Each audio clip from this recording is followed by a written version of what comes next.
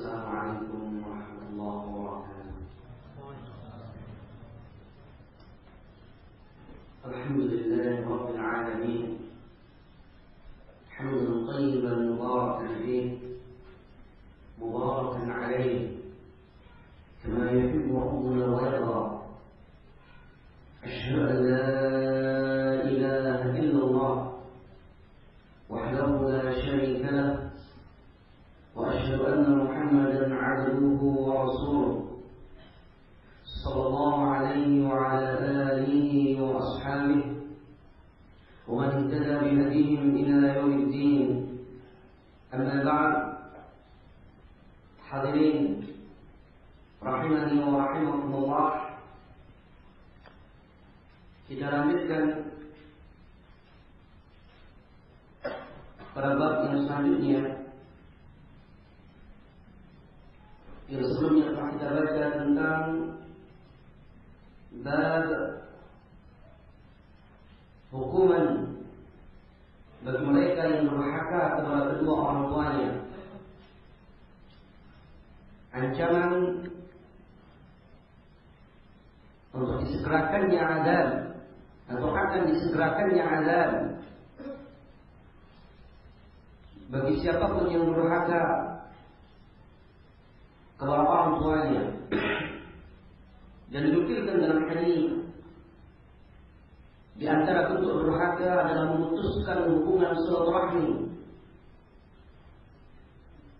dengan orang tua. Bab yang selanjutnya yaitu tentang doa orang tua.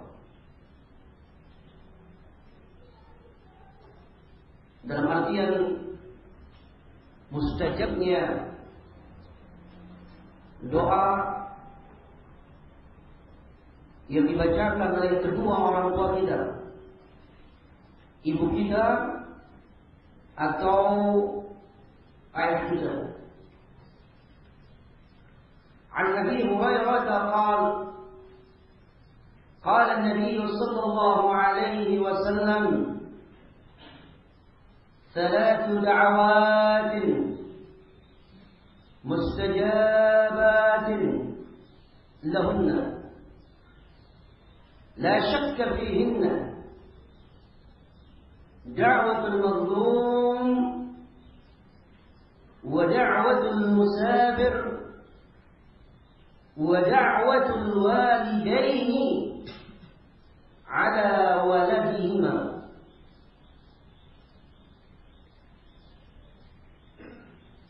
Dari Abu Hurairah, beliau berkata, telah bersabda Rasulullah sallallahu alaihi wasallam, "Salatu da'awatin."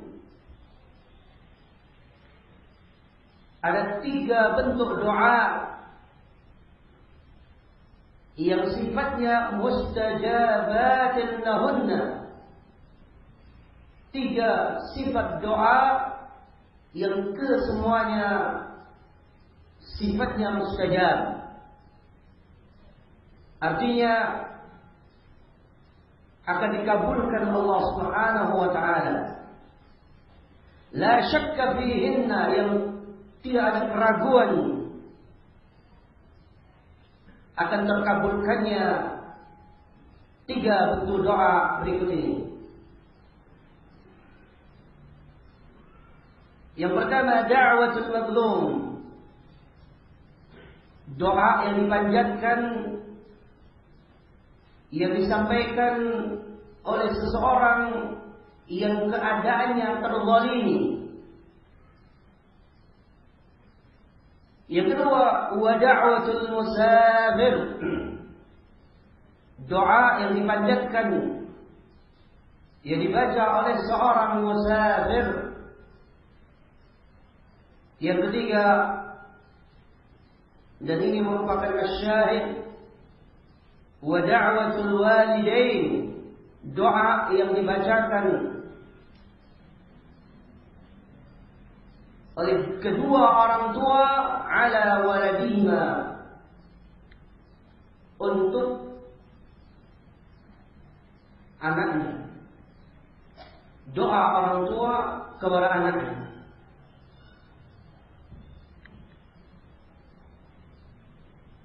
Ikhwati fillah, rahimani wa rahimakumullah.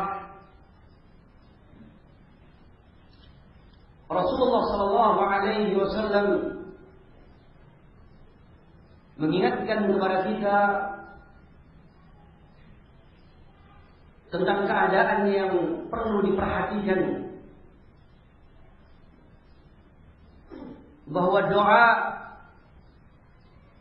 merupakan bagian ibadah yang agung. Doa merupakan bagian ibadah yang sangat tinggi kedudukannya di hadapan Allah Subhanahu wa taala. Sebagaimana yang telah kita pelajari dalam pembahasan at-tauhid, bagaimana tersesatnya segolongan orang karena salah dalam mengarahkan doa, tidak mengetahui fiqh doa, tidak mengetahui fiqh dalam bagaimana berdoa. Dan tentunya selalu mempelajari tauhid ini akan memperkuat keadaan seorang hamba, dan tentunya akan semakin besar harapan untuk terkabulkannya doa, baik itu doa ibadah ataupun doa yang sifatnya doa masalah. Dan keduanya insyaallah pernah disampaikan tentang pembahasannya. Di sini Rasulullah sallallahu alaihi wasallam mengingatkan 3 bentuk doa yang mustajab, yang akan dikabulkan. Dan ini tentunya satu sisi ada targhib dan satu sisi ada yang sifatnya targhib. Yang sifatnya targhib adalah bagi mereka yang kondisinya masuk dalam sifat yang akan disebutkan ini.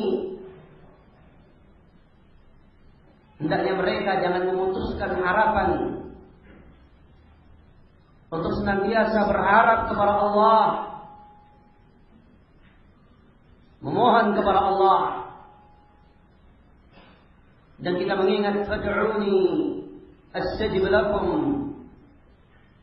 Dan kalian semuanya berdoa kepadaku, niscaya aku akan kabulkan. Dan hanya seseorang yang berada dalam sifat berikut ini,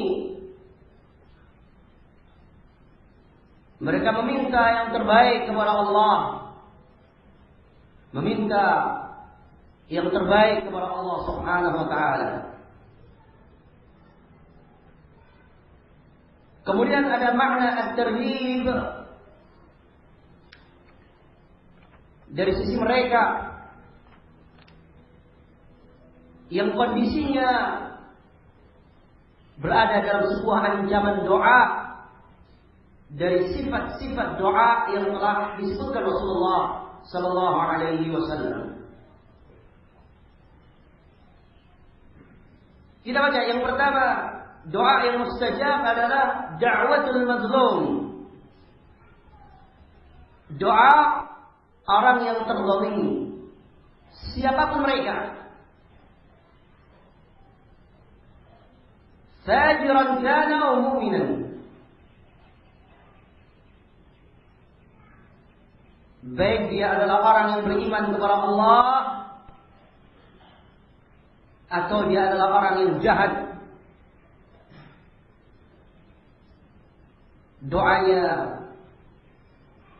akan didengarkan Allah Subhanahu wa taala dalam artian akan dikabulkan.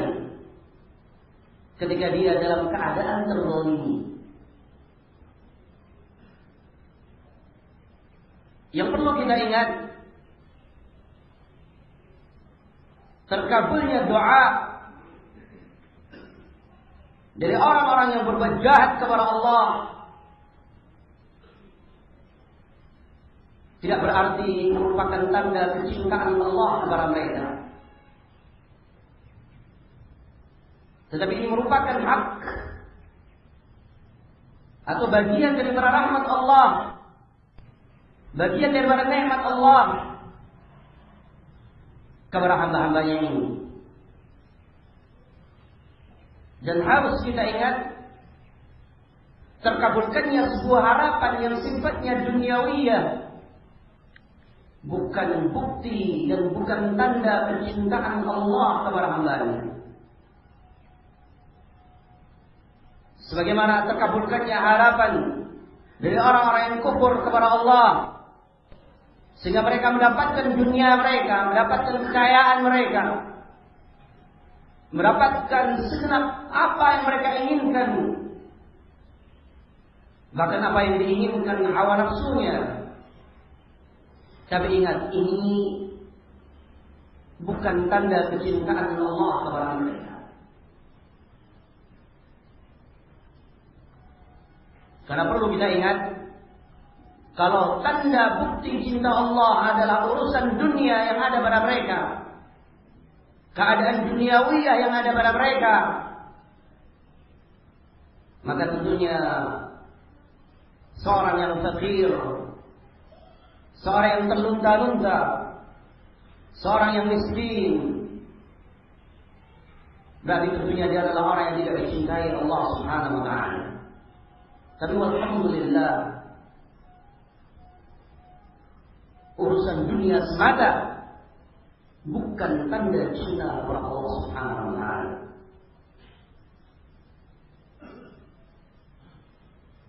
Dan dalam hadis ini diingatkan bahwa orang yang terzalimi doanya mustajab. Orang yang terzalimi.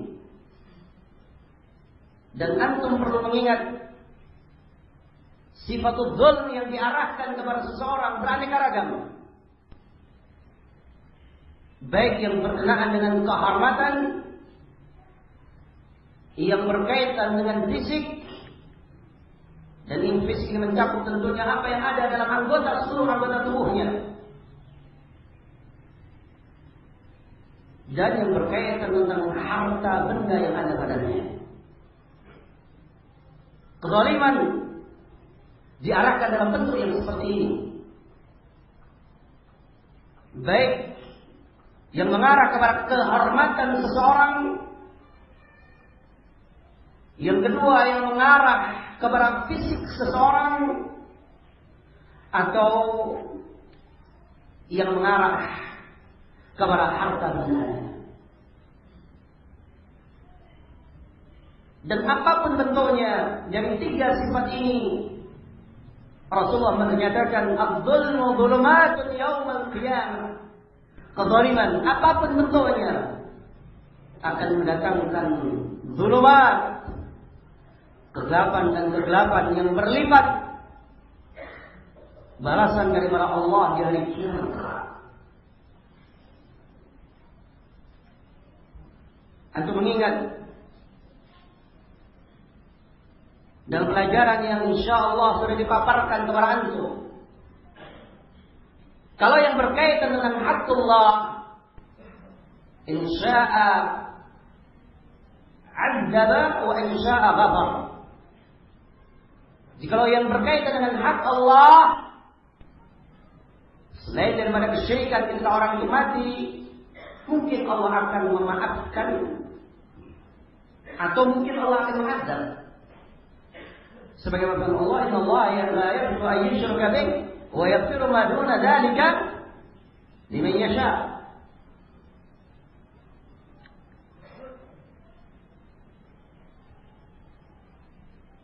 Tetapi yang berkaitan dengan hakul adami, ini Allah Subhanahu wa ta'ala tidak akan memberikan ampunan sampai terjadi atau sampai Allah Subhanahu wa taala kelak menyelesaikan urusan antara keduanya dari bentuk kezaliman apapun.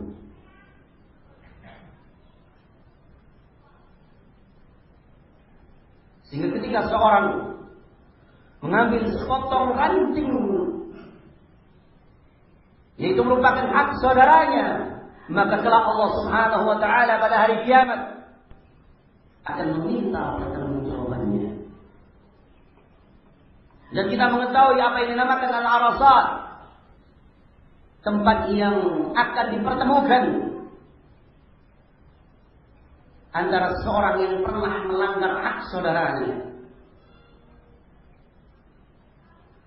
Makanya antum mengingat bagaimana keadaan seseorang yang datang kelak pada hari kiamat membawa kebaikan yang begitu banyaknya secara zahir dan ketaatan-ketaatan yang dia lakukan, tetapi juga dia telah melakukan kezaliman kepada saudaranya. Dia telah mencerca saudaranya, kehormatannya. Syatama hadza, dia telah mencerca. Wa daraba hadza, dan dalam kondisi dia telah menyakiti saudaranya, menyakiti fisiknya. Wa akhadha mala hadza, atau dia mungkin mengambil bagian harta orang ini. Yang kemudian Allah Subhanahu wa taala memberikan balasan.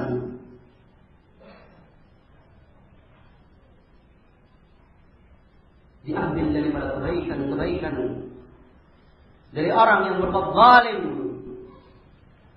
yang jikalau tidak mencukupi kebaikan ini untuk menutupi kejahatannya, kezaliman, maka kejelekan-kejelekan, dosa-dosa yang dilakukan oleh orang yang mazlum ini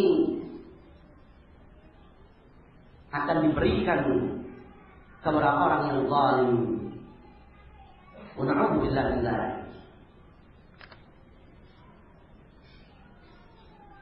Tidak ada yang ringan ya ikhwatan yang berkaitan dengan sikap merendahkan saudaranya apapun bentuknya. Jangan sangka bahwa pandangan mata itu tidak bisa menyakiti saudaranya. Jangan sangka bahwa senyuman itu tidak bisa menyakiti saudaranya. Dan jangan menyangka gerakan fisik semata juga bisa menyakiti saudaranya. Maka berhati-hatilah. Khawatirlah jika orang yang ternyata tersakiti daripada sikap kita, dia mendoakan kejelekan atau mendoakan sesuatu yang tentunya kita khawatir doa itu akan mengenai kita akibat daripada tingkah laku kita. Makanya kita mengingat usul dalam interaksi yang besar sehingga kita tidak menzalimi saudara kita. La dharar wa la dirar. La dharar wa la dirar. Ini usul interaksi. Kadang-kadang kala orang menzalimi saudaranya dengan tanpa dia sadari. Dia menzalimi saudaranya dengan tanpa dia sadari.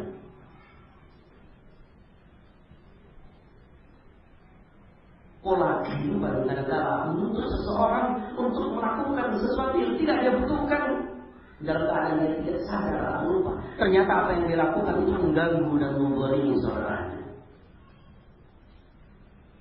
Jangankan sifatul zalim, bahkan Rasulullah menyatakan orang yang berada dalam kondisi beribadah kepada Allah, berada di tempat yang paling mulia, yaitu Baitullah, dalam keadaan membaca zikir yang paling mulia,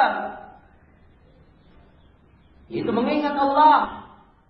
Tetapi dinyatakan oleh Rasulullah, ketika seseorang ini mengangkat suaranya sehingga mengganggu saudaranya, dia dikatakan telah menyakiti saudaranya. Subhanallah. Berada di rumah Allah dalam keadaan beribadah, berzikir. Tapi tatkala dia mengeraskan bacaannya dan mengganggu saudaranya, dikatakan dia telah menyakiti saudaranya. Ini dalam kondisi beribadah, ternyata dia tidak sadar bahwa apa yang dia lakukan telah terbingkai dengan sifat yang menzalimi saudaranya. Inilah ibadah. Apabila perkara-perkara kita menganggap kadang-kala itu mubah, maaf, interaksi seperti sesuatu yang tidak sewajarnya kita lakukan dan tidak penting bagi kita, buat apa kita lakukan? Kita khawatir itu akan menzalimi. Sekali kita khawatir itu akan menzalimi saudara kita. Contohnya, maaf, kita khawatir mungkin ini akan menyakiti saudaranya. Orang sudah memiliki motor bawahnya, motor yang baru, yang tidak ragu lagi dengan Masya Allah jalannya cepat. Tapi kadang-kadang dia lupa untuk supaya keluar suara itu apa? Suara keras. Dia terasa mantap kalau sekali tekan keluar suaranya sama, bisa ngalahkan suara takbir. Dia bangga. Di pagi hari dia keluarkan motornya dengan tanpa sadar, tetangganya mungkin masih belum terbangun. Kita ingin sholat subuh, ingin berangkat, sebagai kemalasan kita hidupkan motor kita, kemudian kita gaskan suara yang keras. Subhanallah. Mungkin kita katakan orang yang mendengarkan di balik dinding yang ada di sebelah rumah kita mungkin ada marah. Mungkin yang di balik dinding kita memiliki bayi kecil yang masih membutuhkan istirahat. Tapi coba, mungkin dia akan mendoakan doa yang sangat baik. Dan sekali apa yang kalian ada atau yang dilihat pada diri kita, dia sesuatu mungkin sifatnya ringan. Tanpa sadar semuanya kalian mengeluarkan motornya, kemudian menyalakan agak jauh dari para rumah yang punya bayi ini. Kemudian dilihat oleh orang yang memiliki rumah ini, yang memiliki bayi itu, kemudian tersentuh dan dia mendoakan bayinya. Subhanallah. Ini juga hal yang terbaik tentunya, mendoakan saudaranya dalam keadaan tanpa diminta dan tanpa diketahui. Ini doa yang ghaib. Tapi ingat, da'watul mazlum tidak harus doa dari yang mazlum ini adalah mazlumnya yang besar, yang dicuri hartanya dengan takaran minimal 2 juta. Oh, kalau 1000 itu tidak menzalimi, 1000 tidak menzalimi. Makanya ingat, 3 bentuk kezaliman itu kadang-kadang terjadi dengan tanpa disadari. Dan ini membutuhkan untuk kita selalu beristighfar kepada Allah, untuk kita meminta ampun kepada Allah, dan selalu kita membentengi diri kita dengan kita membaca al-Qur'an dan kita saling mengingatkan. Yang selanjutnya, tentunya kita ingat da'watul mazlum ini 'am ala man zalamahu wa in kana fajiran. Walaupun orang ini kondisinya adalah orang yang jelek,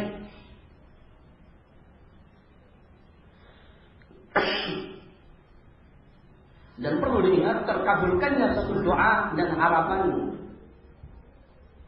bukan sebagai pertanda yang pasti bahwa Allah mencintai hamba-Nya. Ingat. Makanya sekarang banyak juga dari kalangan orang-orang yang melakukan pengobatan secara alternatif. Bukan alternatif, ini sebenarnya jalur alternatif kesyirikan. Orang menyatakan menjuluki sesuatu yang jahat dengan sifat-sifat yang Masya Allah dibalikkan. Riba dibilang bunga. Ini biasanya dengan apa ya? Bunga atau riba dikatakan apa? Bunga. Kemudian juga bentuk beberapa hal yang lainnya yang subhanallah kadang-kadang disifati dengan sifat-sifat yang tidak sewajarnya. Dukun dikatakan paranormal, orang gila dikatakan apa? Paranormal. Sebagian sekarang muncul pengobatan alternatif dilakukan oleh para pendeta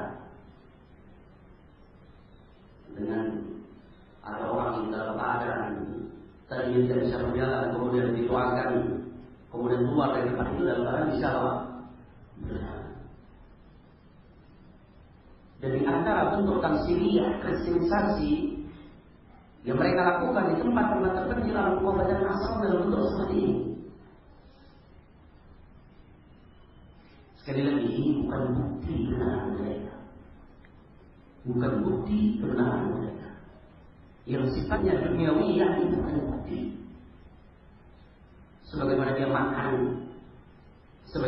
makan, atau bisa makan, bisa minum, bisa menghirup nafas, atau mungkin lebih kaya daripada kita, itu bukan bukti kecintaan Allah.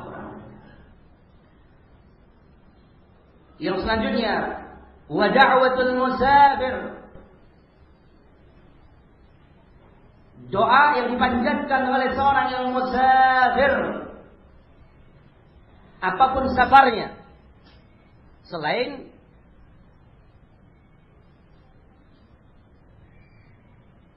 mati. Resepnya mati.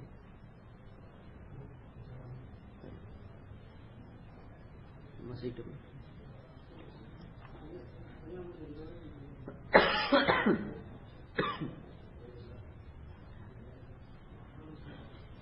Da'watul musafir, doa yang dipanjatkan oleh seorang musafir. Safar ini dengan syarat yang sifatnya safar jaiz. Secara umum terbagi dua safar, yaitu safar yang sifatnya mubah, yang kedua sifat atau safar yang sifatnya haram. Safar yang sifatnya haram tidak masuk dalam kriteria terkabulkannya doa atau mustajabnya doa orang ini. Itu dia safar ingin melakukan atau ingin melakukan kemaksiatan kepada Allah Subhanahu wa taala. Tetapi safar yang diinginkan di sini adalah safar yang sifatnya jaiz. Selama dia dalam bentuk atau dalam kondisi sebagai seorang musafir. Safar itu beraneka ragam bentuknya. Secara umum ini terbagi dua, ada yang mubah, ada yang haram. Yang mubah di sana ada yang sifatnya wajib.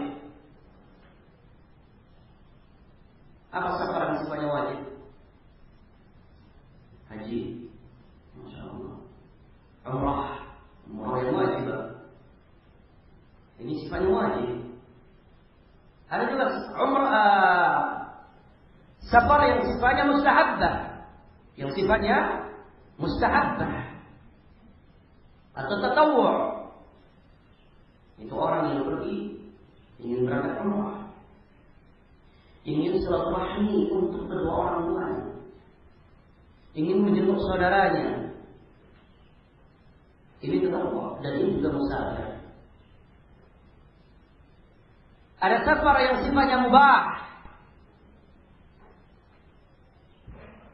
dari Jakarta ke Surabaya untuk berdagang. Asalnya apa? Asalnya mubah. Sifatnya mubah artinya asal.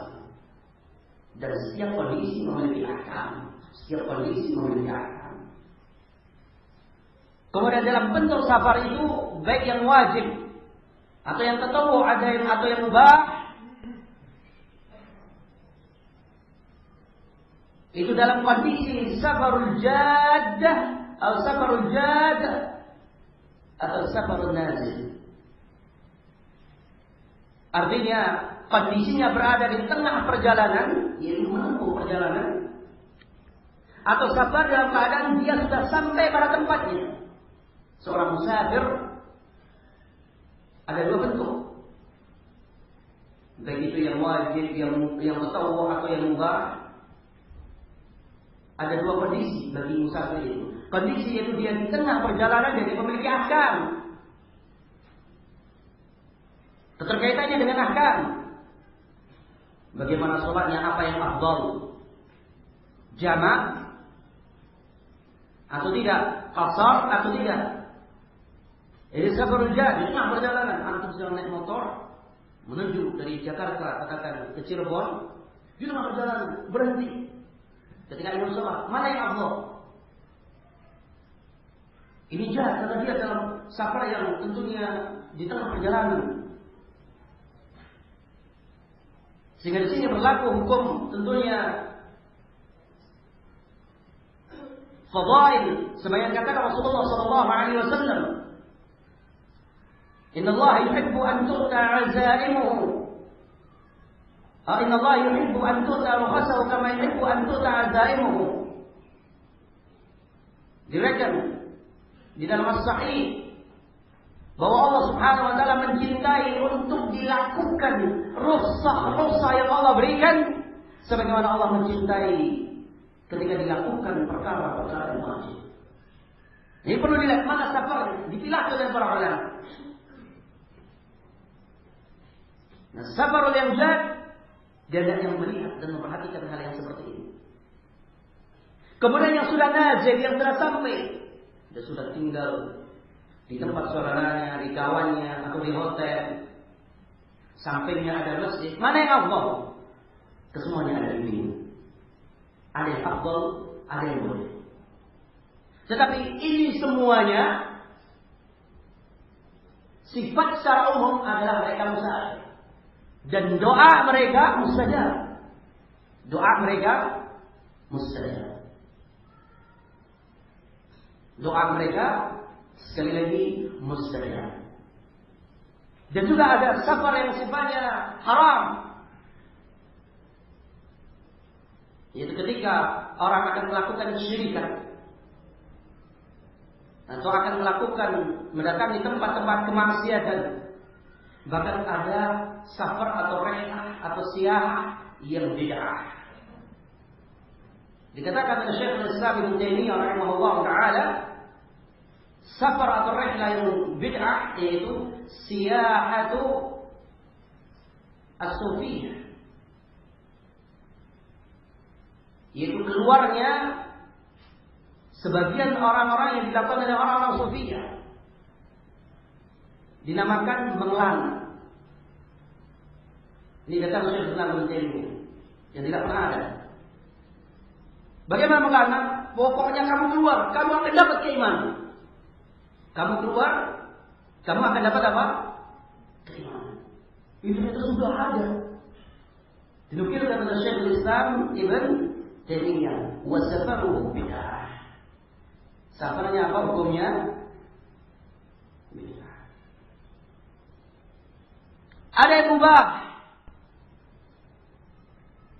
Ada yang mubah dalam artian betul-betul mubah sama sekali. Yaitu orang, kalau yang contoh mudahnya tadi berdagang atau urusan-urusan yang berkaitan dengan pekerjaannya atau yang lain. Dan kekuatan doa tentunya bagi seorang musafir juga beraneka ragam kekuatannya. Karena semakin dia mengalami kesulitan dalam safar, tentunya doanya akan semakin didengarkan Allah Subhanahu wa taala. Kesulitan yang semakin dia rasakan. Makanya ikhwati billah, orang yang akan berangkat safar ingat, ini mungkin perlu kita tes sekarang. Doa safar. Doa safar. Satu-satunya maskapai penerbangan di seluruh dunia yang ada doa safarnya itu Saudi Arabia. Bukan iklan Saudi Arabia, tetapi kita melihat sunnah yang ditegakkan. pilotnya langsung memulai Bismillah, Allahu Akbar, Allahu Akbar, Allahu Akbar. Lanjutkan doa sama. Kenapa? Antum belum hafal? Antum ya doa sama. Betul antum? Doa sama. Belum. Antum doa sama. Belum hafal. Pernah safar enggak? Waktu lama kan safar. Di belakang. Doa safar, Mawardi. Doa safar. Mau safar belajar ke Surabaya, ambil barang hubungannya. Apa doanya?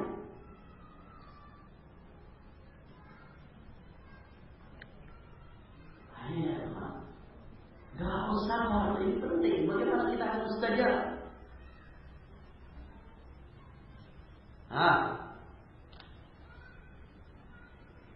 Coba angkat tangan ini, hafal doa safar. Baik, yang hafal semuanya angkat tangan. Yang hafal semuanya. 1, 2, 3, 4. Ya ahla sunnah, penghidup dan pengibar apa? Sunnah. Doa sunnah untuk safar dari apa? Gimana ya teman? Pertemuan yang adakan setoran. Iya. Kalau berkurang majlisnya malu. Jangan berkurang. Doa safar. Coba baca sekali lagi. Antum doa safar.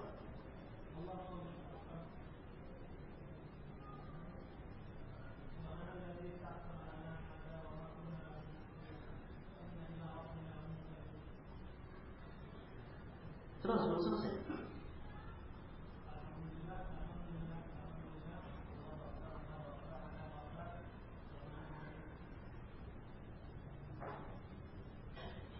Belum selesai. Kalau itu pelajaran TK, itu masih ingat ya? Baik. Jangan-jangan doa selesai makan belum hafal. Apa doa selesai makan ini? Masya Allah. Barakallahu fiik. Khairan insya Allah. Hafalkan. Gimana doanya ya kawan? Fadhal, Bapak silakan. Barakallahu fiik. Dimulai dengan pertama. Allahu Akbar.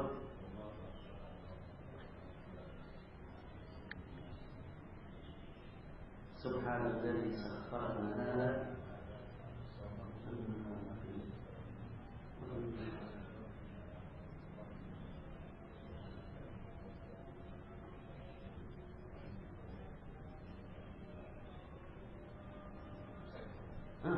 belum. Di antaranya Allahumma inna nas'aluka fi safarina hada. Terus